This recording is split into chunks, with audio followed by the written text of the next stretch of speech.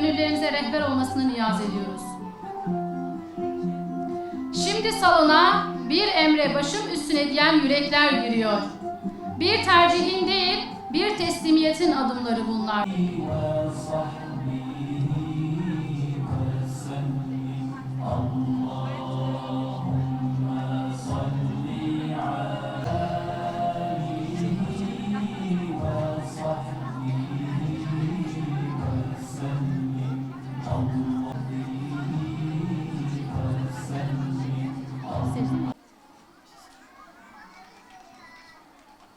Ama kararlı yaşayanlara selam olsun.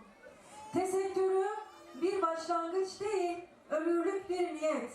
Son nefese kadar sürecek bir yaşam biçimi seçenlere selam olsun. Hayır, ben kendimi böyle daha güvenli hissediyorum.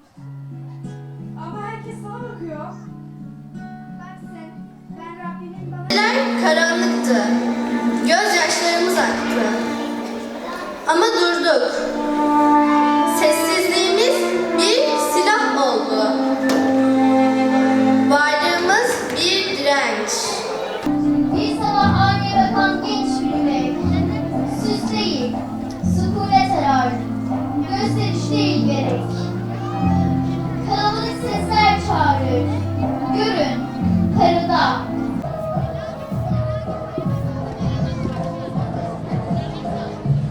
Nesibe şuraya geçsin.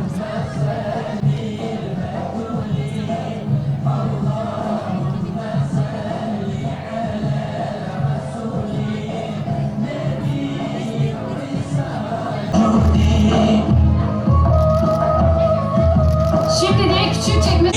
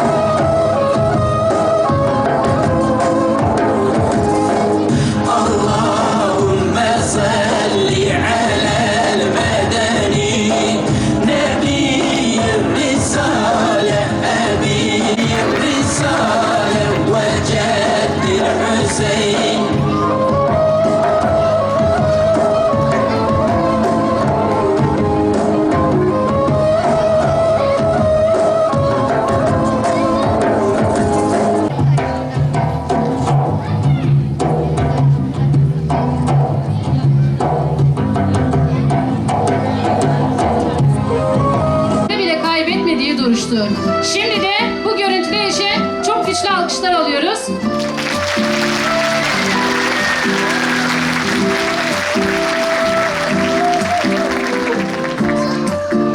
Hazreti Fatma gibi sade ama izzetli bir tesettür. Zeynep binti Caş gibi itaati Rabbine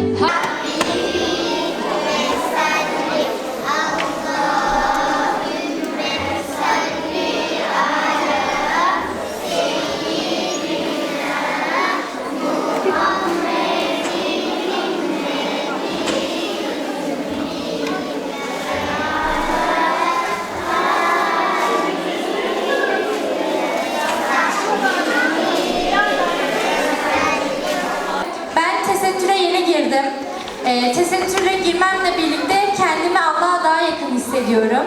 Allah'ın bana verdiği bir görevi yerine getirdiğim için çok mutluyum. Kalbimde büyük ve huzur ve mutluluk var. Allah'ın huzuruna ve rahmetine erdiğimi hissediyorum. Bazen çevremizde yapamazsın, dayanamazsın, sonra açılırsın diyenler olabiliyor. Ama ben şunu öğrendim. Eğer bir şeyi gerçekten çok istiyorsak insanların söylediklerine çok fazla kulak asmamamız gerekiyor. Çünkü bu yol Allah ile kul arasında. Aslında ilk inen tesettür ayetleri erkeklerin gözlerine inmiş. Sonra dönüyor hanımlara, mümin kadınlara da söyle gözlerini sakınsınlar. Öncesinde bir, erkeklerin gözlerine inmiş. İki, kadınların gözlerine inmiş. Belki inanmayacaksınız ama sese inmiş önce. Ey peygamber hanımları, konuştuğunuz zaman işveli, nazlı, cilveli konuşmayın diyor. Aynı ayet Nur suresi 31. ayetin sonlarına doğru yaklaştığınız zaman ne diyor? Yürüdüğünüz zaman ayaklarınızı yere vura vura yürümeyin. Yürümen tesettürlü olsun. O yüzden yani sizin yaptığınız şu toplantı, bir araya gelmeniz, şu tesettürü gündemde tutmak adına gösterdiğiniz gayret inanılmaz değil. En son Ahzab suresi indiği zaman Ya eyyuhen nebiyyü kul li ezvacike ve benatike ve nisa'il mu'minin. Ey peygamber hanımlarına, kızlarına, sonra bir de müminlerin hanımlarına de ki dışarıya çıktıkları zaman üst örtülerini üzerlerine alsınlar. Kıymetli hanımefendiler ve gençler, malumunuz üzere tesettür, Rabbimizin emri, Kur'an-ı Kerim'in ayeti, İslam'ın şiarı ve Resul-i Ekrem sallallahu aleyhi ve sellemin emanetidir. Tesettür bir bez parçası, bir aksesuar veya kültürel bir tercih değildir. İmanla taşınan, kulluk bilinciyle yaşanan ilahi bir duruştur. Bu sebeple tesettür için atılan her faydalı adımın, tesettür için edilen samimi niyetlerin, tesettür uğruna verilen tüm mücadelelerin Rabbimiz katında özel bir değeri olduğuna inanıyoruz. Bugün burada yalnızca tesettürü konuşmak için değil, tesettüre niyeti, tesettüre yönelişi ve tesettüre geçiş yolculuğuna şahitlik etmek için buradayız. Çünkü tesettür bir anda fiile geçirilecek sıradan bir iş değildir kıymetli hanımefendiler ve gençler. Ve bu çoğu zaman kalpte filizlenen bir niyetle başlar. Bir arayışla, bir sorgulamayla, bazen imanın terbiye ettiği tereddütlerle olgunlaşır. Ve Allah'ın izniyle, hidayet nuru ile hayata geçer. Birilerinin iddia ettiği gibi tesettüre geçmek, hayattan geri durmak değildir.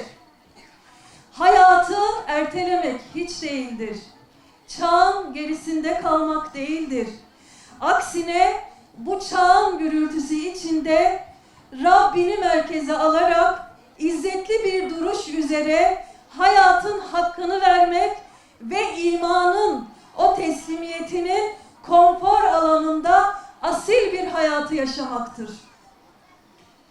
Sevgili gençler, sizden bir gecede, bir günde değişmenizi beklemiyoruz. Sizden kusursuz olmanızı da istemiyoruz. Ama samimi olmanız, samimi niyetlerle Rabbinizin yoluna niyetlenmeniz, yönelmeniz çok kıymetlidir. Zira Allah Teala samimi niyetlerle yola çıkanların daima yar ve yardımcısıdır. Tarihte bu yolu yürüyen izzetli gençleri hatırlayalım. Hazreti Meryem'i mesela yalnız ve savunmasız bırakıldığında bile iffetinden asla vazgeçmedi. Sessiz ama sarsılmaz bir teslimiyetle Rabbine yönelen bir duruşu vardı onun. Hazreti Fatıma'yı hatırlayalım gençler. Alemlere rahmet olarak gönderilen bir peygamberin kızı olduğu halde izzetini dünyadan değil, hayasından, takvasından, edebinden alan, bakarıyla Müslüman kadınlara vahiy merkezli bir ölçü, bir yaşam şekli bırakan bir kadındı o. Onlar zamanın akışına, insanların alkışına göre değil, modaya göre yön değiştirmediler. Kalabalıkların çağrısına göre duruş belirlemediler. Rablerinin emirlerine göre yaşadılar ve tarih onların adını hayranlıkla yazdı. İşte bu kadınlardır bizim öğretmenlerimiz. Onlardır bizim manevi boy aynalarımız. Onlardır bizim rol modellerimiz. Ve onlardır bizim kahramanlarımız. Bugün buradan tesettür üzerinden yürütülen algı oyunlarına, tesettürden çıkma hikayeleri adı altında servis edilen kara propagandalara karşı da şunu açıkça ifade ediyoruz. Güneş balçıkla sıvanmaz. Tesettür nuru karanlık senaryolarla söndürülecek bir nur değildir. İşte bugün burada Rabbimizin nurundan bahşettiği bu gençler o nuru izzetle, şerefle, başlarının ve ruhlarının üstünde taşıyarak size en güzel cevabı veriyorlar. Hikaye ne ki? Tesettürün destanını yazıyorlar. Türkiye'de biliyorsunuz şimdi kızlarımız belki yakın tarihi bilmiyorlar. Bundan 10 sene öncesini, 20 sene öncesini bilmiyorlar. Türkiye'de başörtüsünün ne kadar haksızlığa uğradığını, başörtülü ablalarımızın ne büyük zorluklarla karşılaştıklarını bilmiyorlar. O yüzden biz bunları belki görmüş, bizzat müşahede etmiş bir kuşağız. Bizim için örtünmek çok çok böyle derin anlamları olan bir konu. Şöyle başlayalım. Şimdi eskiden herkes örtülüydü değil mi? Yani herkes derken babaannemiz, anneannemiz böyle gidelim. Yani işte teyzelerimiz, halalarımız filan hepsi örtülüydü. Peki ne oldu da o örtülerden bazıları açıldı? Ne oldu da Müslüman bir memlekette örtüsüzlük yayıldı filan? Şimdi aslında örtü dediğimiz şey, tesettür dediğimiz şey sadece Müslüman memlekette olan bir şey değil. Yani bundan 100 yıl önce Avrupa'da da kadınlar örtülü. Fransa'nın kadınları 1900'lü yıllara kadar örtülüler. Alman kadınlar bundan 100 yıl öncesine kadar, İngilizler 100 yıl öncesine kadar onlar da örtülüler. Dolayısıyla merhum o büyük alim Muhammed Kutup var. Seyyid Kutup'un kardeşi. O diyor ki kitabında dünyada hiçbir medeniyet, hiçbir din, hiçbir ülke geçmişte kadınları açık olmamış. Hepsi başörtülü. Mesela Romalı kadınlar geçmişte açık değil, onlar da örtülüler. Yunan kadınları bundan 1000 yıl önce onlar da örtülüler. Yani örtü dediğimiz şey sadece yani Müslümanların örttüğü bir şey değil. Bütün dinlerde kadınlar örtülü. Bütün devletlerde, ülkelerde eskiden kadınlar örtülü. 100 yıl öncesine kadar. Peki ne oldu da bu değişti? Ne oldu da bu değişti? İnsanlar bakın geçmişte de öyle. Ne zaman bozulmuşlarsa, ne zaman böyle ahlakı terk etmişler, inançları zayıflamışsa geçmişte de ne olmuş? Geçmişte de bu açık saçıklık olmuş. Yani bu tamamen ahlakın zayıflamasıyla ilgili.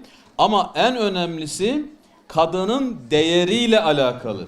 Kadının değeriyle, kızın değeriyle alakalı. Bakın siz şimdi örtünerek ne demiş oluyorsunuz? Bakın kızlarımız örtünerek ne diyor biliyor musunuz? Ben değersiz değilim. Ben sıradan biri değilim. Ben herkesin işte gözleriyle süzdüğü, gözleriyle takıldığı rastgele biri değilim. Ben örtüyle korunan, örtüsüyle kale gibi muhafaza altına alınan, kendisini koruyan asil biriyim. Asil biriyim. Ben Kur'an'ın kızıyım. Ben ayeti kerimelerin, ben hadisi şeriflerin kızıyım. Ben İslam'ın kızıyım diyor bu kardeşlerimiz. Ben Meryem'in kızıyım, Fatıma'nın, Asiye'nin, Hatice'nin, Hacer'in kızıyım. Kızlarımız bakın örtünen kızlarımız böyle söylüyor. Ve şu anda dünyada 2 milyar Müslüman var ve bunların yarısı kadın, 2 milyar Müslümanın ve şu anda inanın diğer dinleri de eklersek 1 milyardan fazla örtülü kadın var, tesettürlü kadın var. 1 milyardan fazla. Yani örtünen sadece bugün siz değilsiniz. Sadece örtünen siz değilsiniz. Şu anda sizin gibi bakın Endonezya'sı, Bangladeş'i, Pakistan'ı, Malezya'sı, Mısır'ı, Arap coğrafyalar, bütün bunlar aynı sizin gibi örtülüler. Dolayısıyla yani siz yalnız değilsiniz. Şu anda 1 milyardan fazla kadın örtünüyor. Örtülü ve bunlar hepsi aynı mesajı veriyor. Hepsi aynı şeyi söylüyor. Ben değersiz olamam. Ben örtümü çıkararak rastgele biri olamam. Ben örtüsüz kalarak, tesettürsüz kalarak işte ahlaksızların, bozuk insanların gözünün takip ettiği birisi olamam. Rastgele bir varlık olamam. Ben değerli olduğum için örtünüyorum. Ben çok çok kıymetli olduğum için örtüyle zırh gibi korunuyorum. Korunuyorum demiş oluyor aslında kızlarımız. Dolayısıyla şunu bilmek lazım. Örtü sıradan bir bez değil. Örtü sıradan bir işte kumaş, sıradan bir hani türban filan diyorlar ya, türban filan değildir örtü. Örtü Hazreti Meryem'i Meryem kılan şeydir. Örtü Hazreti Hatice'yi Hatice kılan şeydir. Örtü Hazreti Ayşe'yi, Hazreti Fatıma'yı Fatıma kılan şeydir. Yani örtüye siz rastgele işte annem örtünüyor, ben de örtünüyorum. İşte bizim akrabalarımız örtülü, çevremizdeki ablalarımız örtülü. O yüzden hayır, bu değil. Bu değil. Bakın sizin tesettürünüz erkekleri de Müslümanlığa yönlendiren, onların da şuurunu artıran, bilincini artıran bir şeydir. Dolayısıyla örtü hani sıradan bir gelenek kumaşı, bezi filan değil. Çok fazla anlamları var. Evet, siz bu örtünüzle aynı zamanda ne demiş oluyorsunuz? Ben işte şu günahların arttığı zamanda, şu ahlaksızlığın arttığı bir zamanda, hayasızlığın özendirildiği bir zamanda, insanların dinden uzaklaştırıldığı, namazdan, oruçtan, Kur'an'dan uzaklaştırıldığı bir zamanda, ayarların bozulduğu, anlamların tahrif edildiği bir zamanda ben örtüyle izzetimi, iffetimi koruyorum. Ben bu örtüyle Müslüman kadının haysiyetini, şerefini koruyorum. Ben bu örtüyle Hazreti Ayşe annemize sadakatimi, ben bu örtüyle hanım sahabilere olan bağlılığımı ortaya koyuyorum. Ben bu örtüyle Nur suresinin 31. ayeti kerimesiyle amel etmeye çalışıyorum. Ben bu örtüm ile Ahzab suresinin 59. ayeti kerimesiyle örtünmeye çalışıyorum. Bakın bir sürü o örtüyle beraber verdiğimiz bir mesaj var. Verdiğimiz bir mesaj var. O yüzden bunu bu şekilde görmemiz gerekiyor. Ve şimdi sizin örtünüz İslam'ın aynı zamanda bir şiarıdır. Şiar ne demek? İslam'ın şiarı diyoruz ya. Bu şiar Kur'an-ı Kerim'de geçiyor. Kur'an-ı Kerim'de geçiyor. Ne diyor ayet-i kerimede? İşte inne safa vel mervete min şairillah. Muhakkak ki Safa ve Merve Allah'ın şiarlarındandır. Ne demek bu biliyor musunuz? Yani Kabe Allahu Teala'nın bir sembolüdür. Sembolü, dinin sembolü, o teslimiyetin sembolü. Hazreti İbrahim Aleyhisselam'a, Hazreti Muhammed Mustafa Aleyhisselam'a sadakatin, bağlılığın sembolü. O Müslümanları bir araya getiren bir ibadetin sembolü. Kabe ve Kabe'nin hemen yanı başında Safa, Merve, sonra az ötesinde Arafat, sonra Müzdelife gibi. Bakın bu mekanlar hepsi simge, hepsi sembol. Hepsi sembol ama çok mana anlatıyor. Zaten dinimizin bizi biz yapan, bizi şerefli yapan, bizi aziz eden dinimizin, yüce İslam'ın bütün ibadetleri de şiardır. Mesela ezan-ı Muhammedi diyoruz. Ezan-ı Muhammedi bir şiardır, bir slogan, bir sembol, bir simgedir. Dolayısıyla bunlar rastgele şeyler değil. Örtünün ağırlığını da unutmuyoruz. Örtünün ağırlığını, başörtüsünün ağırlığını unutmuyoruz. Çünkü artık siz sıradan biri değilsiniz. Sıradan biri değilsiniz. Bakın açık saçık bir ablamız, açık saçık bir kız kardeşimiz, bacımız. O da bizim bacımızdır, o da bizim ablamızdır, o da kıymetlidir. Ama o bir hata yaptığı zaman insanlar çok bir şey söylemezler. Ne derler? Nasıl olsa örtünmemiş de filan derler. Ama siz bir hata yaptığınız zaman, Siz bir yanlış yaptığınız zaman insanlar ne derler? Ki haklıdırlar biraz. Haklı, yani birazcık diyorum. Ne derler? Şuna bak. Bir de örtünmüş. O yüzden dikkat etmemiz gerekiyor. Bu örtü aynı zamanda size bir ağırlık yüklüyor, bir sorumluluk yüklüyor. Artık siz rastgele davranamazsınız. Rastgele davranamazsınız. Evet, çok uzatmayacağım, kısa. Bakın, siz şu anda örtünen kızımız, örtünen bacımız, örtünen ablamız, siz şu asırda, şu günahlar asrında, işte herkesin her türlü malzemeyle, cep telefonuyla, sosyal medyayla, türlü türlü malzemeyle günahlara daldığı, isyan ettiği böyle bir zamanda siz şu örtünüzle en güzel şiiri yazıyorsunuz. Siz şu örtünüzle en güzel hikayeyi yazıyorsunuz. Siz şu örtünüzle en güzel hutbeyi, en güzel hitabı veriyorsunuz ve biz de bu mesajı alıyoruz. Ve biz şu anda bundan sonraki görevimiz nedir? Diyelim ki biz örtündük, örtüye büründük. Bundan sonraki görevimiz etrafımızda bunun mücadelesini vermek ve bunun ağırlığını, bunun sorumluluğunu hissetmek. Yani etrafımızda açık olan arkadaşlarımız varsa, tanıdıklarımız varsa onların da örtünmesi için çabalamak ve bu örtünün gerektirdiği şeyleri yerine getirmek. Yani namazımıza dikkat etmek, ahlakımıza dikkat etmek, Kur'an'ımıza dikkat etmek ve sizden biz bunu umuyoruz, bekliyoruz.